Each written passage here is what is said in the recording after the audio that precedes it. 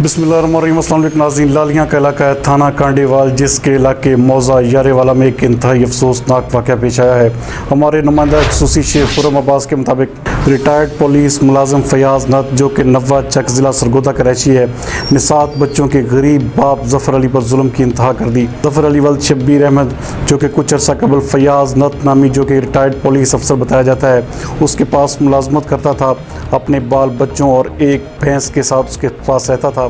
तकरीबन 1 माह कबल ये मुलाजिम वहाँ पर छोड़कर वापस आ गया और कब्रिस्तान की देखभाल में लग गया। आज तकरीबन 2 बजे के करीब फयाज नत अपने चंद साथियों समेत आया और डंडों लाठियों से उसके घर पर धावा बोल दिया और उसकी टांग और बाजू भी तोड़ दिए। बीवी बच्चों की आहो पुकार के बाद अहले इलाका इकट्ठे हो गए, जबकि मुल्ज़मान भाग जाने में कामयाब हो गए। मजरूब को इंतहाई तशवीशनाक हालत में रेस्क्यू THQ लालियां में मुंतकिल कर दिया गया है।